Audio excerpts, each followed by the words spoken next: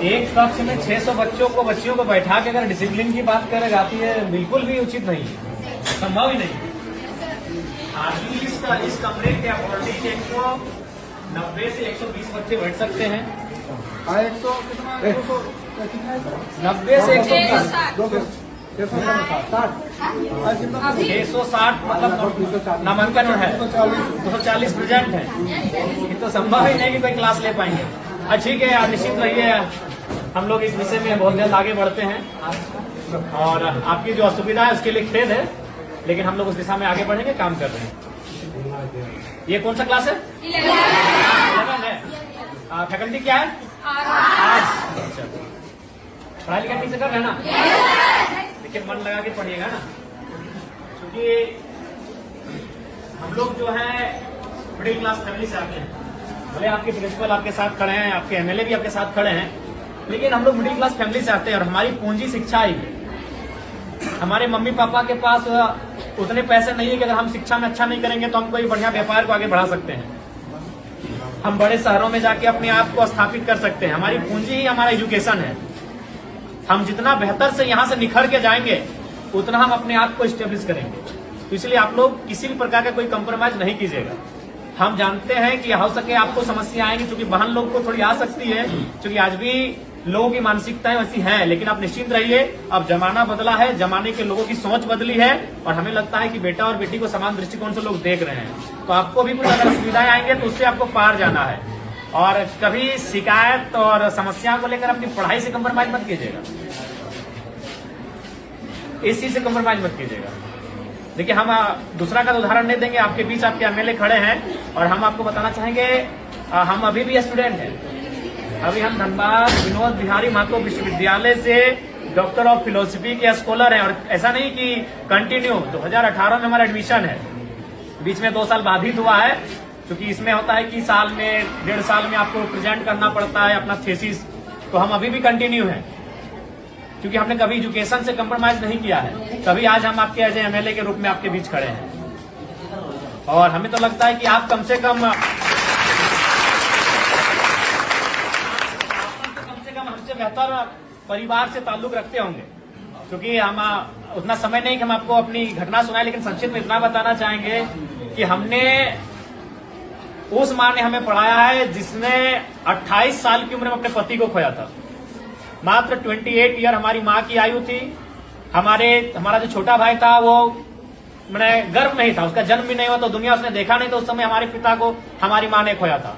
उसी साल हमारे दादाजी का भी देहांत हुआ था और ठीक उससे 2 साल पहले हमारी एक बहन और एक भाई, और उससे ठीक 1 साल पहले 1.5 साल पहले हमारे एक बहन का भी डेथ हुआ था। तो उस परिस्थिति में एक स्त्री ने हमारा परवरिश किया और आज आपके एमएलए के रूप में हम हैं।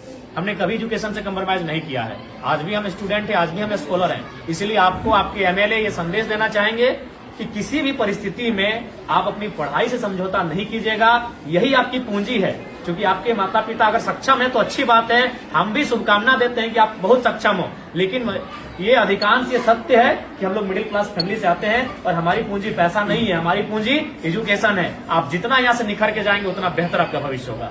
इसीलिए कंप्रोमाइज बिल्कुल मत कीजिएगा। अगर आप पढ़ के जाएंगे तो कोई ना कोई रास्ता मिल जाएगा। अगर आप जमाने के अनुसार अपने आप को बनाएंगे तो कोई ना कोई रास्ता मिल जाएगा। अगर दुनिया में इतने लोग हैं तो उतना रास्ता भी है, लेकिन आप अपने आप को सुयोग्य रखोगे तब ना।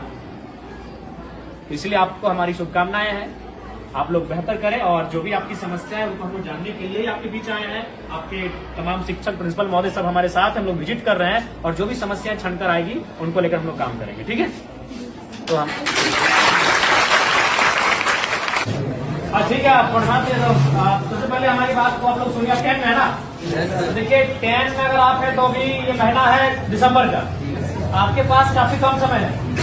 इसलिए आपसे हम यही संदेश मेरा रहेगा कि आपको अभी यहाँ से पूरा अलर्ट रहना है। इसलिए बाबू साहब की देखिए, अभी जनवरी आएगा, आप कुछ दिन पिकनिक में चला जाएगा, फिर मकर संक्रांति आएगा, फिर सरस्वती पूजा आएगा। तो हमारे पास अगर देखा जाए तो काफी कम समय है और आप अभी उस मुकाम में है जहां अपने आप को बढ़ाएंगे। इसलिए यहाँ से आप एक भी दिन आज के बाद ढील मत कीजिएगा। और एक बात, आप जो अभी तक पढ़ाई हुआ है, जैसी बात है सर लोग मेहनत की है, आप तो पढ़े हैं, बहुत सारी चीजों को आप जाने हैं, उसको आप प्रैक्टिस कीजिएगा, रिवाइज कीजिएगा। जो चीजें अगर चूंकि अभी 10 में क्या है कि 10 के जो चूंकि इसके बाद जब आप कॉलेज जाएंगे तो वहाँ एक्सपीरियंस दिखेगा, लेकिन अभी आप ज्यादातर रट के याद करते हैं, कोई भी चीजें आपको रटते हैं, 4 बार 5 बार रटते हैं। तो उसके बाद भी अगर मान के चले आपसे भूल होता है तो उसको आप हाथ से प्रैक्टिस कीजिएगा, क्योंकि आप जितना पढ़ के रट के याद करोगे उससे ज्यादा आप हाथ से अगर लिखोगे ना 3 बार 4 बार तो उसको आप याद हो जाएगा।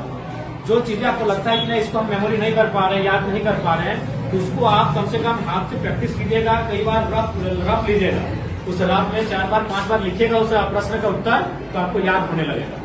और एक बात सबसे महत्वपूर्ण याद रखिएगा, क्योंकि आप अभी अपने जीवन का सबसे महत्वपूर्ण उम्र में है, यही है ये जो एज होता है ना, ये इसको हम लोग टीन एज कहते हैं। हमको अपने आप को बनाना भी यही है और बिगाड़ना भी यही है। अब ये डिपेंड आप पे करता है। देखिए आपके माता पिता तो इस उम्मीद से आपको भेज रहे हैं कि मेरा बेटा वहां जाएगा, गुरुजी के सानिध्य में बैठेंगे, पढ़ेंगे तो पढ़ के आएंगे, लेकिन अब आप यहाँ क्या व्यवहार करते हैं ये आप पे डिपेंड करता है। तो इसीलिए आप यहाँ 4 घंटा 5 घंटा 6 घंटा समय देते हैं, तो उस 6 घंटा का रिजल्ट आना चाहिए ना।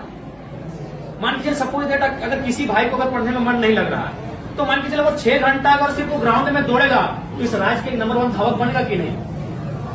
अगर वो पहाड़ नहीं चढ़ेगा, अगर वो गीत ही 6 घंटा प्रैक्टिस करेगा तो एक बेहतरीन गीतकार बनेगा कि नहीं। तो हमारे कहने का मतलब है आप यहाँ 6 घंटा समय दे रहे हैं और जहां आप समय दे रहे हैं वहां से अगर कुछ रिजल्ट नहीं हासिल करेंगे तो फिर गलत बात है कि नहीं।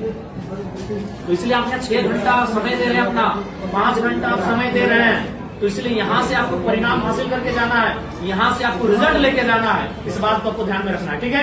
बाकी आपको जहां असुविधा होगी, आपके शिक्षक आपके प्रिंसिपल तो साथ में ही, आपके विधानसभा के आपके एमएलए हम भी आपके साथ हैं, जहां हमारी आपको जरूरत पड़ेगी आप हमें बेहिचक याद कीजिएगा, ठीक है। आज चूंकि समय का अभाव है, 1 घंटे हम आपको ले लेते हैं, लेकिन समय का अभाव है। जैसे बच्चा का गार्जियन अभिभावक एक ही हो गया, अच्छा एप्लीकेशन हम लोग भेजे हैं सर, एसी वाला अनाथ बच्चा वाला मिलता है। हाँ, तो जो 7-8 बच्चा हम लोग भेजे जिला के लिए सामाजिक सुरक्षा, हाँ पैसा 30,000 रुपया महीना मिलता है, ठीक है। हम आप या 10 को आदमी भेजे, ठीक, इसको हमको संज्ञान रखें। क्योंकि उनको मालूम है अगर हम खेती में मन नहीं लगाएंगे तो फसल नहीं होगा, फसल नहीं होगा तो परिवार का अनाज नहीं होगा।